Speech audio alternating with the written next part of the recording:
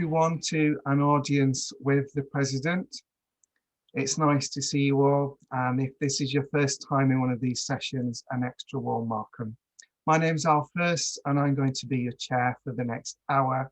So I'm going to hand you over now to the President of the Spiritualist National Union, Minister David Bruton. David. Good evening, ladies and gentlemen, and can I extend to you all a very, very warm welcome. This week, we've actually moved to the other side of the Stansted estate, and we are focusing upon the building behind me, which is Redwoods, the administrative hub of the Spiritualist National Union. And I'm sure anyone that's been to Stansted perhaps has walked back past the building and wondered what really goes on behind the doors. And tonight is your opportunity to find out exactly what happens in the building behind me. So my guests this evening are two very key people in the operations of the Spiritualist National Union. I'd like to welcome first our Chief Administrative Officer, Sadir Bowring. Welcome, Sadir, and thank you very much for joining us. Thank you. And secondly, the lady whose job it is to control the building behind me is our General Manager at Redwoods, Rachel Lukes. Welcome, Rachel, and thank you very much for joining me. Okay, so we're going to begin, as we always do, by having a discussion, asking a few questions, and then, as always, you will have the opportunity. Tonight's title is Head Office, but I think that provides you with a very broad brush to ask any questions that you're burning to know about the SNU. And if Sadir and Rachel can't answer the questions, we're going to pass them over to Alv and he'll do it. There'll be no problem.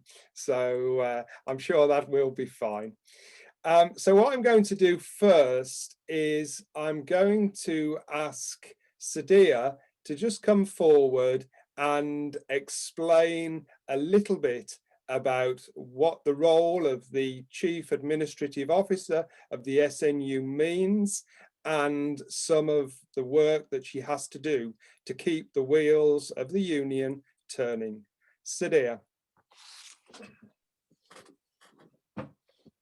Good evening, everyone. Let me just take I'm Sadir Bowring, the Chief Administrative Officer, as David's just alluded to. I joined the SNU back in 2018. It's been a whirlwind, as you can imagine. The SNU is a wonderful organisation, but as you can imagine, it's very unique, and it takes a lot of experience and getting used to make sure that you really know the ins and outs. To make sure you can do the job properly. And then, of course, we were hit by COVID last year, and it's been turbulent for everyone, I'm sure. My role itself is quite broad. I support the trustees of the union, so the National Executive Committee. That's sort of my main focus. I work as the company secretary, so I have to ensure that we submit our accounts, for example, to the Charity Commission, Companies House, and so on, and Oscar in Scotland. I need to ensure that I service the NEC and other subcommittees, such as the Finance Committee. I also take part in the General Purposes Committee, which is more constitutionally based. As I say, my role is very broad, so I get involved from everything from writing reports for the National Executive Committee to helping organise the AGM, to help support with the changing of the constitution, through to maybe presenting church rules, for example. So it's very broad, and I deal with everyone from right from the grassroots, from our churches, right the way through to, like I say, the trustee board. I hope that's enough. It's such a vast role, but it's hard to sort of touch on everything. But I'm sure you'll have a few questions for me. I'll hand you back to David. Thank you very much, Sadir. I think you've given a good outline there of some of your responsibilities, and I'm sure there will be questions later as to what that job actually involves. So, and now I'm going to hand over to Rachel as the General Manager of Redwoods. Rachel has been with us a little bit longer than Sadia, so she knows us a little bit better perhaps. So Rachel, would you be prepared to share with some of the secrets of what goes on in that building behind us? Hi everybody. So I'm the General Manager here at Head Office. My role is basically to make sure that things run smoothly, looking at efficiencies. I've been here now just over 4 years. A lot of changes, but it's been very steep learning curve, always still learning. So basically here at Head Office, we deal with the administration for the union. So we will deal with any of the paperwork that needs filing. So your Part 1s, your Part 2s, healing renewals, the memberships, that's SNUI, that's individual membership. And we also deal with all the courses that we do, the education and training and awards, working with the EE committee. And then we support all the other committees that Sadia just mentioned. We collate the paperwork, do the nomination forms, that sort of thing for AGM. And then we deal with day-to-day inquiries, which we get via the telephone, email, websites. I think that's all the ways of communication at the moment. And yeah, busy days, basically. Okay then, thanks Rachel. I know, Rachel, that Head Office has stayed open now through our 3rd lockdown, and you've kept the flag flying, which has been so important. Do you feel that we've been able to be there for our churches and then help them? I think so, yes. I mean, we've had somebody here 9 to 5, Monday to Friday, every day. There's not been a day where you haven't been able to contact the office and get information. It may not have been as quickly as usual, but we've been here every day. And I think we've done quite well. Our staff have been very good. We don't have many here, but I think apart from the odd occasional time, every single member of staff has attended office and helped support the churches and the community. So can you share with us a little bit about your team? Yes, so there's a small team here. We have Jenny Hyatt, who has been here just slightly shorter than me. Jenny is our education administrator.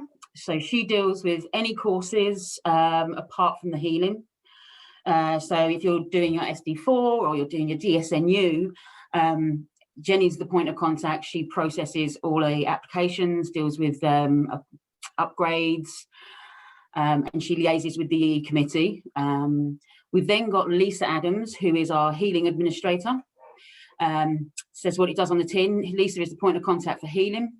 She deals with all renewals, but she also deals with the healing accreditation scheme as well. So she will process those applications, arrange final upgrades, check the paperwork, and then deal with all healing renewals or new registrations.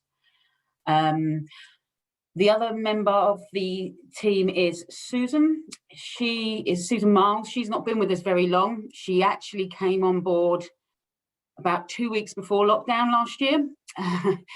She is at the moment covering individual membership and church administration.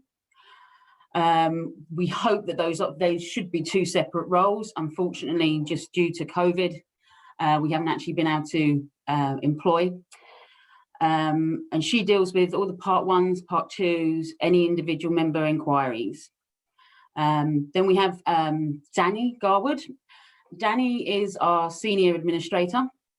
She deals with trust property. She works with Graham Hewitt. And her other responsibility is working with the complaints committee and provides them administration assistance. Danny is also sort of my second in command, so that when I'm not here, people have somebody to go to, but that's still quite a new role for her, probably about 12 months in. And then we have James Frid, who is our print technician. You'll know James because he's behind the website, a lot of the design work, the SNU Today. He works closely with Alv. Any of our booklets that need designing or anything on the website, he's the one that does that for us. He's also responsible for looking after our printing here, which is immense, the amount of paperwork we go through. And then we have Sarah Godfrey, who is our sort of shop and filing assistant. She processes all the shop orders that people place and helps out all the administration staff with the filing of the paperwork. And I don't think I've forgotten anybody. Everybody there, Rachel. So it just proves the scope of the work that actually happens to just keep the union ticking over. Now, I'm sure because you are at the centre of things, you get many questions, many requests. What's the most unusual thing you've ever been asked? Well, that's a difficult one. I think my definition of unusual has changed in the past 4 years. Having come from a religious background, because I don't know if people are aware, but my mother is actually was one of the first women priests on the Church of England. So the church committee and then that sort of people you get, I'm very used to. I spoke to them on the phone, used to be in my house a lot. But then coming to the union, there was a lot of similarities, but then there was the other side of actually what spiritualism was. I think within my first few months, the most unusual call I had, and I thought, what the heck have you done, Rachel? And that was a call I took from a woman who said that there was a voice coming from her Hoover, and could I help her? And I just sat there and thought, oh, this is different, this is new. But in regards to actual unusual requests, there hasn't been that many, really. I think it's quite, I hate to say it, but my job is administration, and wherever you go, it's still very boring, even even when you work for a unique organisation like the SNU. Paperwork is paperwork. Brilliant, Rachel, brilliant. Sadia, I suppose really you have a responsibility for how the union communicates, and clearly that is a key area of your work. You've mentioned about all the necessary mandatory filings you have to make, but in some respects, I suppose you are the tone and the voice of the union, writing as a CAO. How have you put your unique stamp on working for the union? Well, I like to think, I mean, this is from, I need feedback really from our members, but I like to think that I bring my own personable energy to the role. I'm, as you see me at work, I am the same in my home life. I'm quite bubbly, I'm quite positive, and I will go the extra mile to help somebody. I think it's very important to value our grassroots, our churches, and make sure that our churches feel valued in what they're doing, because at the end of the day, the voluntary sector is a dwindling one, and the fact that people give up so much of their time to make sure that we carry on is a huge ask, and we're very privileged that we do have so many volunteers. And I think really, I mean, personally, I think it's them that we should value, right the way through to our senior governance as well, that keep it's testament to the union that they keep going. I come in because I'm a paid member of staff and I have to keep going, and yes, I have a passion for what I do, and I enjoy working with who I do, but really our volunteers are our central diamond of the union, is sort of how they carry on and keep the union going. So really my personal stamp is to make sure that I respect and value what people give to the union, and try and give it back in some way. So I think that's Okay, that's good. That's fine. I know, Sudhir, that you've got thoughts and plans around the AGM. Unfortunately, we didn't manage to hold the meeting last year, and this year's is still pending. But as coming in as, if you like, somebody from outside with a lot of background in the third sector, you know, what are your hopes and dreams for the AGM in the future? The AGM, I think, is a real key point of focus in our social and business calendars, really, for the SNU. My biggest thing is, yes, you've got the business of the day, and you know, we need to be there constitutionally and do this AGM every year.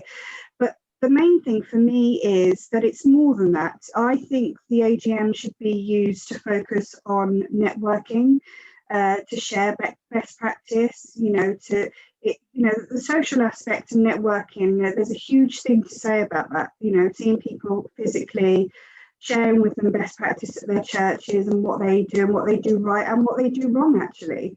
It gives an opportunity for our members to be part of the democracy of the union, and I think that's incredibly important. And I really want to step up the AGM up to the next level. I think, and I'd like it to be more inclusive as well. So, I mean, I'm hoping, and we have been speaking at NEC level about how we can incorporate an online presence as well as a physical one. Obviously, an online presence will never be the same as being there in person, but to be able to include other people that maybe might not be in the country, will make it completely inclusive and a diverse conversation, because there's a big conversation to be had at the SNU and how we move it forward. I touched earlier on, you know, a dwindling voluntary sector. Now, this is out there, you know, across the world, not just in the UK. The voluntary sector is dwindling, and we kind of need to make sure that we keep on top and look at innovative ways to try and push that forward. Unfortunately, life has changed for many people. Volunteers, you know, people don't retire too much later these days. You know, it takes a lot of time. People work and have families. There's other things involved. So we need to really look at how everyone needs to be part of that conversation of how we innovate the SNU to make sure that we bring in voluntary members for the future, for the longevity of the union, really. So that's kind of, I know that's a bit off kilter what you're saying, but I just think the AGM has a big part of that. That gives the opportunity for our members to be there and be part of that and have those discussions and conversations. Absolutely. Speaking personally, the AGM is a highlight for me in the year, because it's an opportunity to get together, and we sadly don't always, you know, don't see people other than maybe at the AGM. But I think undoubtedly the union has got to try and engage more and more people in more and more churches to get involved and to represent themselves and to have their voice heard. We are fundamentally a democratic organisation and have been, you know, since we were formed in 1901. The principles were laid down as a democratic organisation, and that is definitely important. And I think what we need to do is engage different means of communication and technology to be able to reach out to people and to you know, empower them so that they too can make their voice heard within the SNU. I think all too often we are accused, sometimes the NEC, you know, we make the decisions from on high, and people don't quite appreciate that we are all spiritualists. We, you know, we've all got different backgrounds, different paths that have brought us to the positions that we hold today, and that is that's important, and it needs to be remembered, because you know, those experiences, running churches, being part of district councils, they certainly help inform the decisions that we take from a national perspective and a national level. So Rachel, if I can come to you now, over your time we've certainly seen SNU today grow, and it's an amazing publication now. Do you get any feedback from people? Do they tell you what they like? Do they tell you what they don't like? Anything like that? Yeah, I mean, as usual with any job, you usually find out about what they don't like more than what they do like.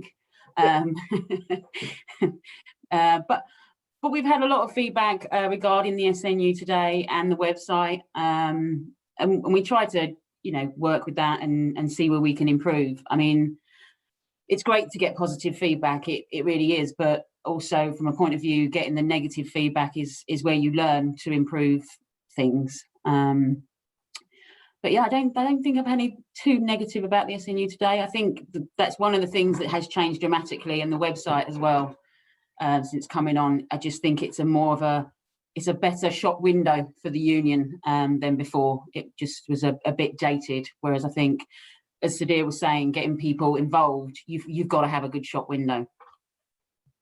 Absolutely, yeah, brilliant. Sadir, can I ask you, what's the update with rules for churches? Because I understand there's a new one on its way. Indeed, a lot of work's been going on for well over a year now. The National Executive Committee has just authorised at the end of last year the final amendments, and we're now working with the Charity Commission to enforce that. The Charity Commission needs to go through all of our rules for churches before they approve it and we can publish it. But we're hoping that sort of by spring, summer, we'll have that approved and ready to print. And it will then come into force after the AGM. So the rules, I hope you'll find, they've improved for the better. There's the core of the rules haven't changed; they remain the same. We've had to just tweak them to obviously coincide with sort of today's environment, how life changes, how charity law changes, and so on. We've had to ensure that that's all incorporated. So. Once we get to the point where we're able to publish, and like I say, they won't come into force till after our annual general meeting, we will do some sessions on them as well. We'll probably myself will do a presentation to churches that anyone can join, and a chance for people to have training and ask questions and so on at that point. Hopefully that's a good update for you. Thank you very much indeed. Yes, I think training is definitely a key issue, and it's always been the case. And since the appointment of Alan Rawnsley as OM3 on the NEC, we are spending more time focusing on finding ways to support our members and training people to be able to do the roles that they fulfill within our churches around the country. And I think this is going to be increasingly important going forward, because undoubtedly many churches have been closed for nearly 12 months. And I think the job of getting things back up and running again is going to be a challenge. And I'm sure anything we can do to be able to support the churches through that when we can safely reopen. I'm sure many of us look forward to the opportunity of physically going back to church. Even though we've been doing some great stuff virtually, it'll be good to be able to stand on a physical platform again, rather than just sit in front of a computer screen and practice our religion.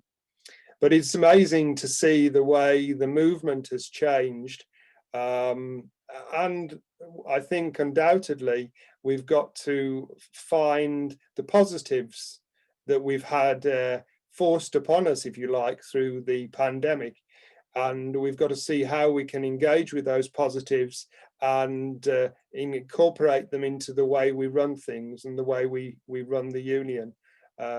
We've got to expect and accept that just because we've done something for the last 100 years, it doesn't mean that it's always going to be the right way. I hope that the union is perceived as a forward-looking organisation, and I know that's something that we've certainly been concentrating on with the rules. to try and make things a little bit easier, a little bit more supportive of church committees that are going to need that support over the next 12 to 18 months as we begin the process of reopening again and getting our churches up and running, which is so important. So Rachel, is the Stansted Hall estate a nice place to work? Yeah, it's lovely. There's very few offices I've had with such a great view. Nice to go out for a walk occasionally. It's always bumping into people. It's a very friendly place to work, I think, as well. I think even though we're a small office here, we've got the trust on site and the college as well, and we work well with them. So it's nice to pop down there and see them and pop over to the trust and say hello to them, and they come over here and that sort of thing. Brilliant, brilliant. Yes, it is quite a beautiful place to have a wander around during your lunch hour. It's quite amazing. A lovely opportunity sometimes to cool down, I would think, and chill. Yeah. After a challenging Monday morning. Yeah. Absolutely. Sadia, before we open up to any questions that our audience would like to ask, just tell me a little bit about your background. You worked for the Turing Institute, I believe, before you came to the SNU. How did the two organisations compare and contrast, as every good essay would ask you to do? To be honest, David, you couldn't get more different. So I worked in the charity sector for probably 16 or 17 years now. I was with the Alan Turing Institute, which is based at the British Library in London, for just over 18 months, I believe. Before that, I was with the Royal Society, which is on the Mall. Even saw the Queen go past a few times. Beautiful buildings and all science-based. It was all science. I worked with some fantastic scientists and sort of government, as well as people from the royal household. So really varied and diverse spectrum of work. Before that, I was with the Workers' Educational Association. I was with them for 8 years. They're probably the most like in the way of governance as the SNU, which is probably what I compare my experience to with the current job that I have. But yeah, all very varied. And it's just been a ride, really. It's been an absolute adventure. I've really enjoyed getting to know another area within the sector. So I've really enjoyed it. And also I kind of feel that I was brought to the SNU. I happen to live 20 minutes down the road. It's right next to the airport. And my my dad was a big plane spotter. He loved watching planes. So the day that I came for the interview, I saw a plane land and things, and it just felt right, to be honest with you, as if it was a calling to me. So yeah, complete change, but for the better, I think. So yeah, I'm just pleased to be with you. Yeah, it's quite a difference from working in central London, I would have thought. But yeah, amazing. Okay then, Alv. So I'm now going to hand over to you, and let's see if we've got any questions. Julia, I think, has already got a hand up. So that's right. So just a reminder to everyone: if you wish to ask a question, you can use the chat box, or you will find the option to raise your hand in the reactions button, which is on your screen in the Zoom window. If you've got an older version of Zoom, it still might be at the bottom of your participants list, but somehow we'll find you and you can ask your question. So do put your thinking caps on.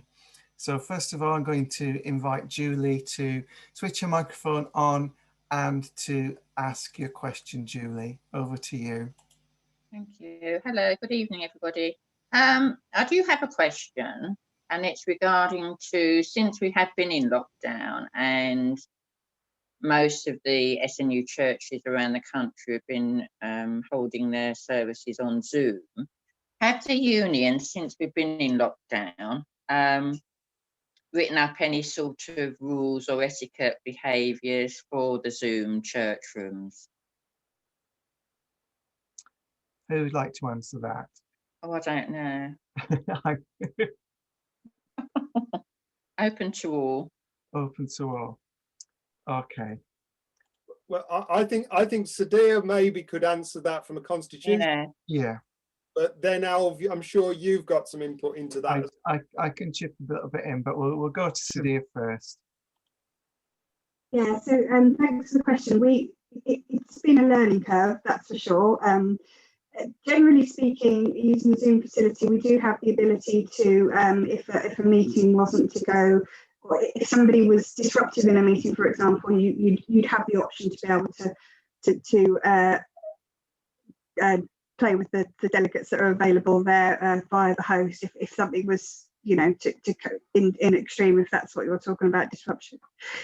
With regards to Zoom meetings in general, we've not written guidance as such. Currently, an annual general meeting within a church cannot be held via Zoom because it's not in our constitution.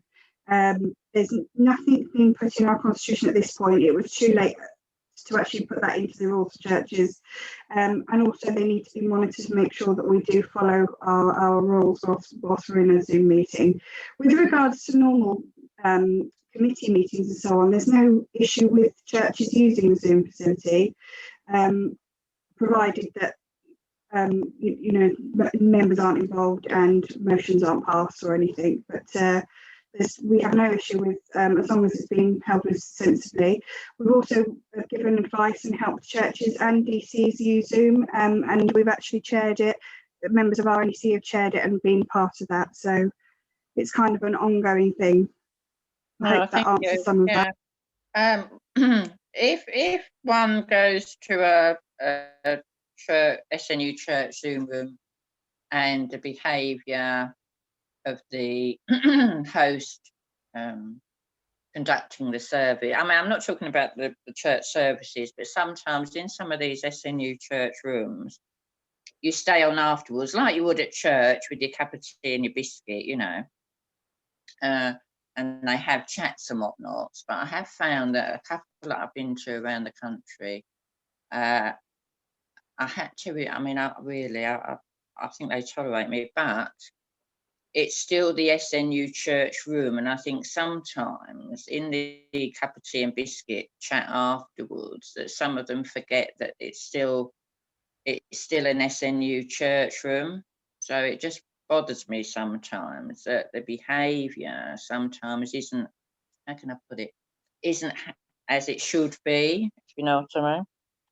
I think sometimes, Julie, that it's a very steep learning curve that we've all been on. So people are still getting used to this medium of talking to each other on a screen. And I think what's been really important over this past 11 months now, I think, is that opportunity to connect with each other. So I think that's what's really, in the feedback I've got from many people, it's helped to keep them going. We all find our churches are really important parts of our lives, and we've had that taken away from us. We're not having the opportunity to do that. So perhaps even just that 5 minutes of contact that we get here and there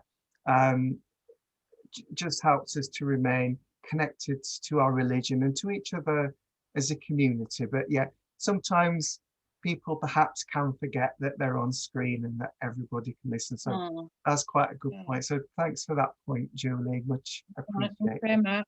Thank you. Thank you. Is there anyone out there who has a question? I know there is some interest here about the AGM, which we'll go to in a moment, but I'm going to ask Phil if you would switch your microphone on. You have done, and ask your question. There you go. Yeah, thanks very much, Alf. I was thinking about the use of the Redwoods building during the Arthur Finlay time. So I was interested in that. And also, I got my helium renewal the other day. Are you sending them out to everybody earlier this year for any particular reason. And I'm also concerned about the situation with church AGMs. You know, if we can't hold one for a second year, I don't know what your thoughts are on that. Thank you. Okay, so I'm going to hand over to Rachel, who can deal with some of that, and then perhaps we'll go to Sadia. So Rachel. So in regards to the actual building itself, and when Arthur Findlay was here, it was actually half the size of what it is now because it has been extended. But I believe, and I may be corrected by David somewhere, that it used to be the gardener's home. So the guy that sort of looked after the estate lived here. But full history, I'm sure there is more down in the Arthur Findlay College, but that's what I know. In regards to the heating renewals, we sent them out early this year, partly because to spread the workload, because we are limited with staff with the lockdown, partly due to that, and also as a bit of a reminder to people, because of the churches being closed, a lot of people didn't renew last year. So it's to give a bit more opportunity for the staff to react, but also everybody to sort of not panic and, 29th of March happens and everybody's ringing the office. So it was just a bit more time for everybody, really. That's why we did that. And Sadia. Yeah, so thanks, Phil. It really is a huge concern for us about the church AGMs, and it's something that the trustees are going to look at in February when we meet on the second weekend in February. So far, what's in place is that dispensation was given to churches to hold their 2020 AGM alongside their 2021 AGM, so that the accounts are passed separately, and the committee that were in place in 2020 would continue until we were able to hold that AGM.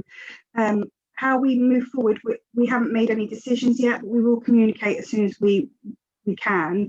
It could be that we extend the deadline for the AGMs for churches, which is currently the end of April, to possibly extend that slightly, but I can't give you any guarantees until I've spoken to it with the trustee board. But I can assure you we are looking at it. It's a great concern for us too, and as all of us, we just don't know how things might turn next with this pandemic. So please keep your eye out on the website and our social media platforms, because we will communicate that decision as soon as we make it.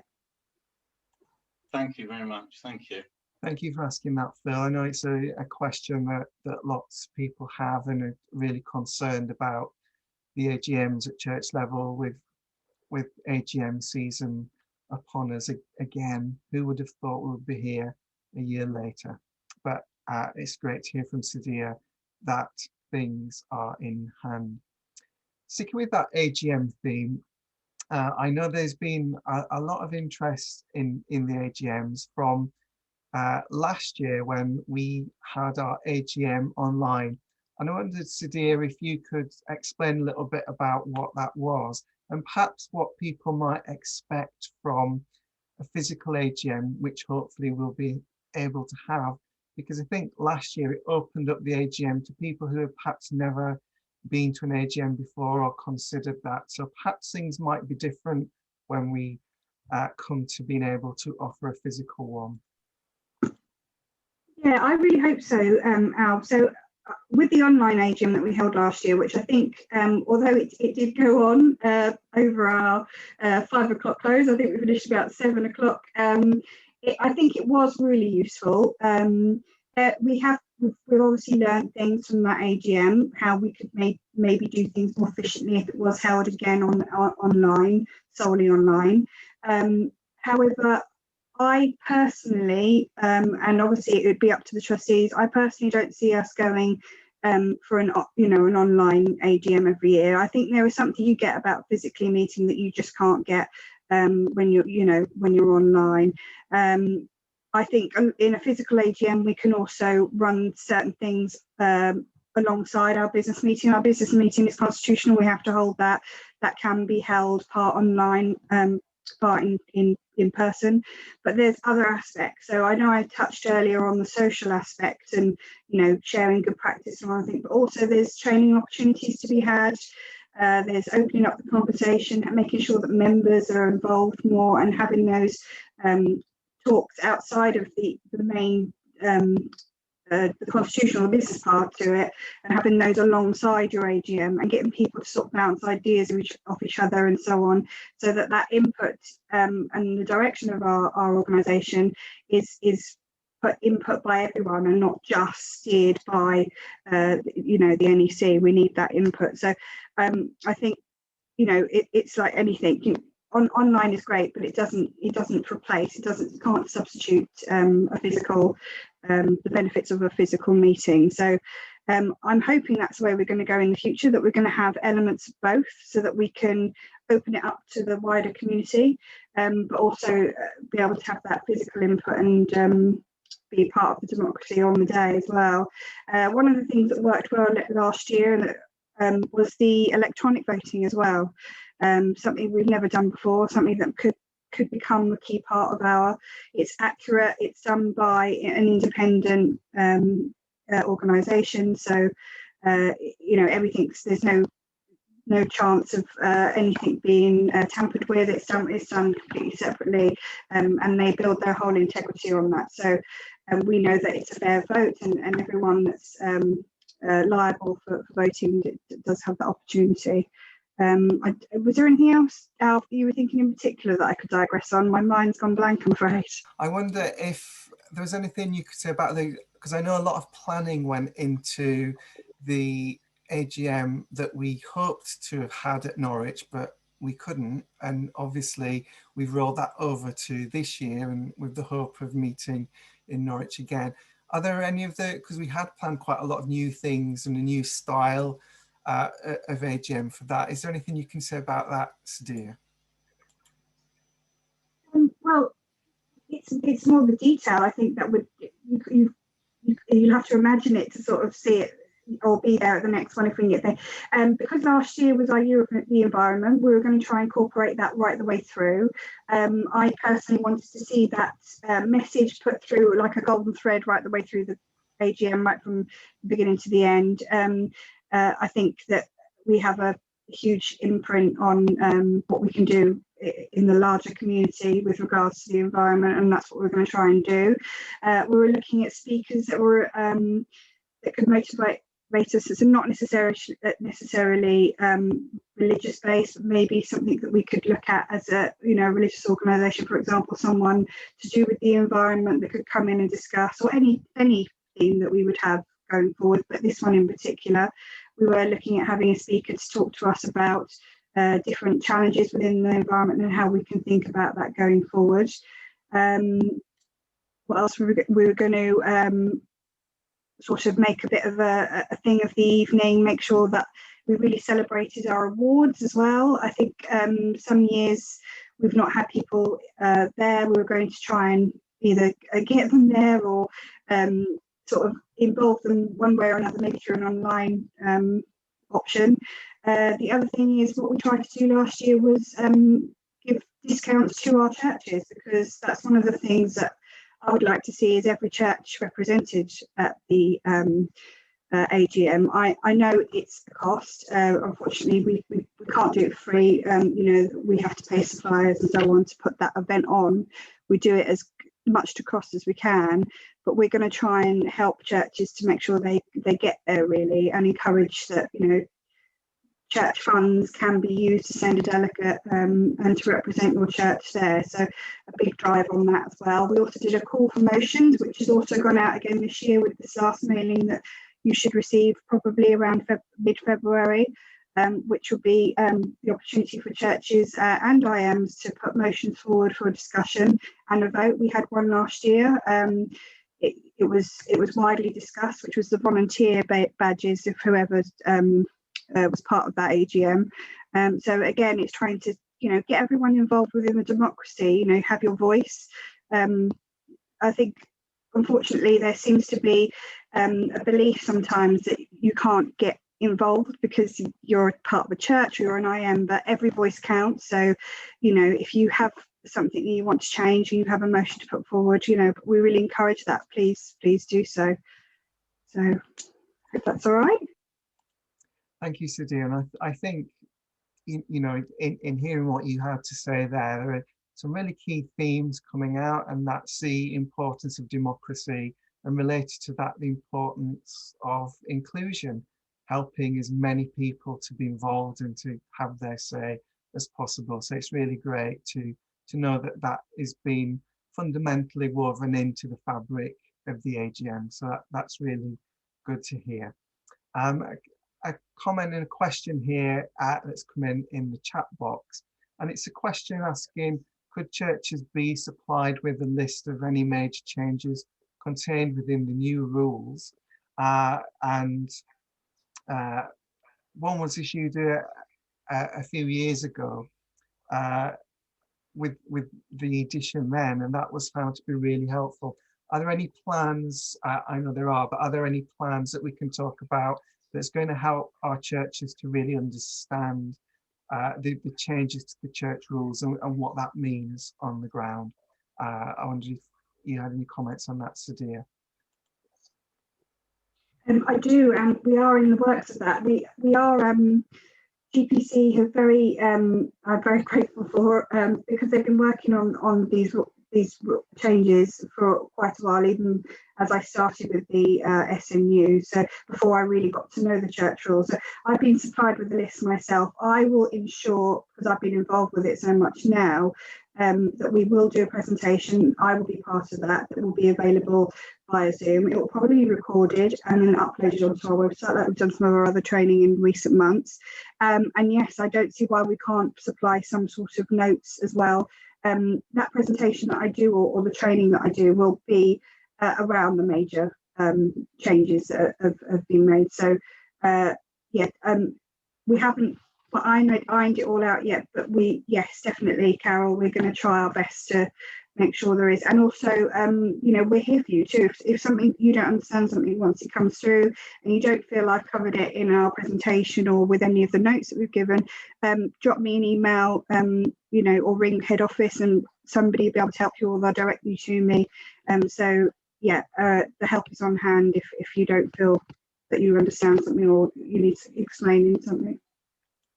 Brilliant, thank you, Sadia. Thank you, Carol, for asking that question, because I think it's one that perhaps everybody is thinking about with the church rules changing on the horizon.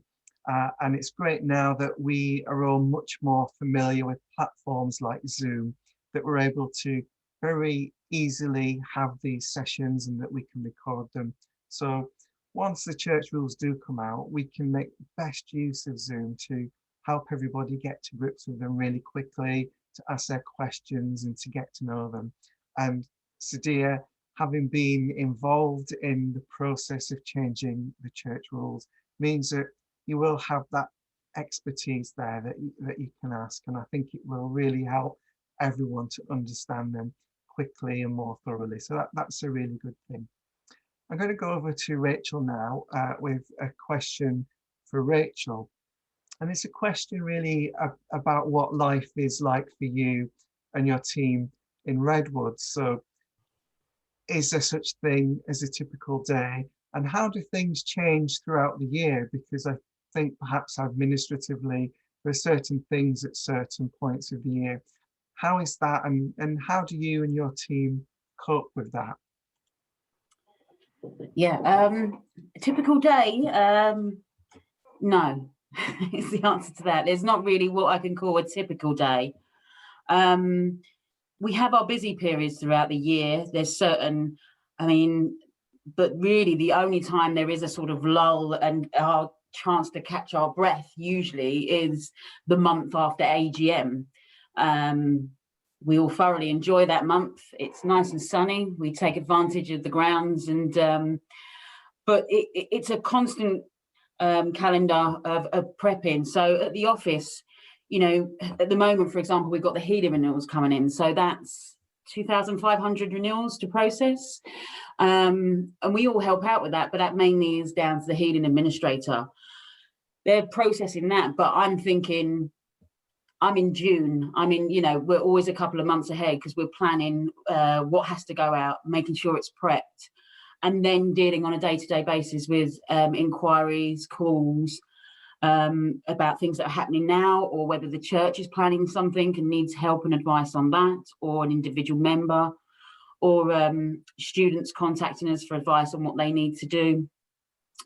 So it's always busy. I must say, we always say Mondays are the day that everybody doesn't want to be here, because it does feel like inquiries are held up over the weekend, and Monday comes in and you literally just picking up the phone every 5 minutes to answer a query, and it quietens sort of down and then picks up again on Monday. So there's always something different going on, and there's always, I haven't had a day yet, I don't think, where I can say there wasn't a query that maybe going, I need to look into that. There's always a unique something that someone else hasn't thought of yet. So and we're constantly looking for ways to improve things. All my staff will sit there and go, this isn't great, this isn't working, can we do it a better way? So and in addition, with the past year, the changes that we've had to deal with at head office, I mean, it's made us rethink how we do things. A lot of staff having to work from home, we're having to think about things even further ahead, or planning things that we just took for granted before. You know, the healing cards, my healing administrator, she prints them and she's set up to do that at home, and then we're like, oh yeah, but how do they get back to the office so that we can send them out? And you have to, and also cleaning with the COVID, I have to come in and do additional cleaning every day to make sure that it's secure for the staff that do come in. So no, not a usual day, but you never sort of get bored. You can't put your feet up, can you? You can't. We always say that Redwoods is its own little time zone. You come in at 9 o'clock and all of a sudden, bang, it's 5, and it's the end of the day. It just goes by so quickly. So yeah. Brilliant. I must say, I've got a comment here in the chat box from Keith, who says, many thanks to Rachel and Sadia tonight, and the Redwoods team for all the work that they do to support us. And no matter what you ask of them, they will always have an answer. So there you are, some nice comment there. Another question as well, which is perhaps an easy one from Barbara, which I'll ask to Rachel. When will the 2021 returns be sent out? So they will be going out next week. So as in line with our bylaws, everything has to be sent out by the 15th of February. So next week's our packing session, and you should have them early the next following week. Fantastic. Hot off the press information there, they're on their way. Sadia, is there a typical day or week for you, and does your work pattern change at different times of the year? No, it's just full on constantly, I think. There's a lot of work that goes on behind the scenes, so we're always working towards something. So for me, it tends to be either the next NEC meeting, which happen about 6 times a year, plus we have other ones. COVID this last year has been so abnormal in so many ways, trying to balance your home life with your work life, because obviously it all meshes into one in this particular year. But we're still always working towards something. So for me, a lot of our trustee meetings tend to work over the weekend. So every other month I'm working towards the reports, the papers, the minutes, getting those out, the actions, and then it sort of, there's a roller coaster, and then you get to the NEC, and then it starts all over again. And that's the same with a lot of our other meetings, the same with the AGMs. The circulation that Rachel just referred to, which the church returns will be in next week, you know, that starts a couple of months, we started way before Christmas, you know, making sure that the nomination forms are in there, making sure that they're updated to incorporate this year's dates and any changes that may have happened between now and last year. The call for motions, making sure that that's all in place. We've got the SNU today, which Alv and James works with, and we all, quite a few of us, input into that. And so it's kind of, it's a constant, we're always working towards the next thing. So there's just there's no real stop really. It can't, it's very constant. There's always another deadline around the corner.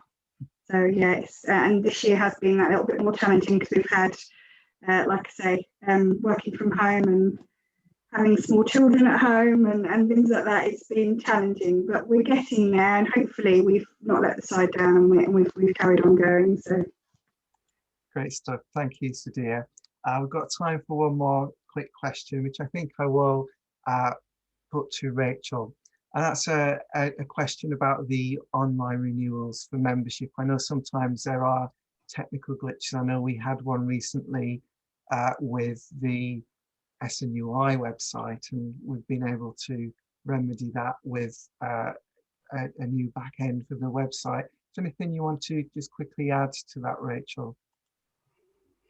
Yes, with the individual membership, if that's the renewal, if you can't access it, it may be a setting on your account. I have noticed this with a few people recently, and it's literally just email or quickly phone the office and we can rectify that. Unfortunately, there's not a way for us to sort of pull a report or anything to find out who it's actually happening to. It's not happening to everybody, but it's just a case of changing the access on your actual account. But with the healing renewals, you don't actually need access to the membership area. It's open to everyone. Brilliant. Thank you, Rachel, for clearing that up.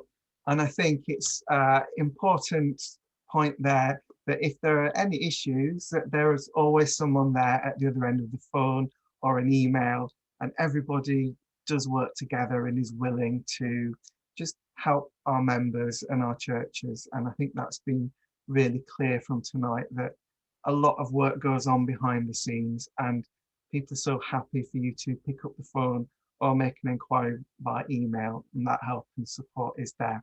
We're nearly at the end of our hour, so I'm going to hand back to David now. David.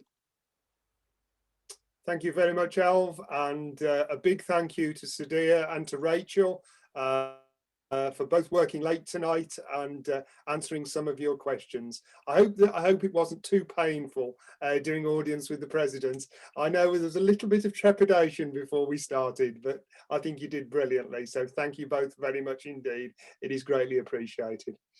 Can I tell you that when the SNU Today comes out, there is an article about the work of the National Executive Committee, which I hope will serve to give you an insight into some of the work that goes on behind the scenes with the NEC.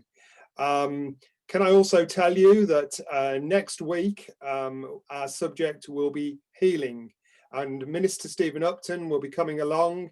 It's a little while now since the new healing accreditation scheme was launched, and Stephen will deal with all questions related to your healing within the union. We have seen a considerable increase in people training to be healers because of the new accreditation scheme. So I'm sure you'll find that interesting if healing is something that particularly interests you. It's such an integral part of what we do within the movement. So all that leaves me to do is to thank you all for being here, to thank again Sadia and Rachel, and of course to thank Al for being our chairman for the evening. And can I just say good night, God bless to each and every one of you, and stay safe until we meet again. Thank you. Thank you, David, and a big thank you to Sadia and to Rachel as well. Before you go, to keep up with information from the SNU, you can visit our website, which is snu.org.uk, and our online branch, which is snui.org. You can also follow us on our social media platforms. And so you have Facebook, which is the Spiritualist National Union, and Instagram and Twitter, which is @SpiritualistSNU. And we'll be placing a recording of this on our Facebook page and on our YouTube channel, which is SNU Film. And so that will enable you to watch it again. And for the people who haven't been able to join us, to catch up with it. We'll look forward to seeing you next time. Same day, same time. And until then, stay safe and God bless. Bye-bye.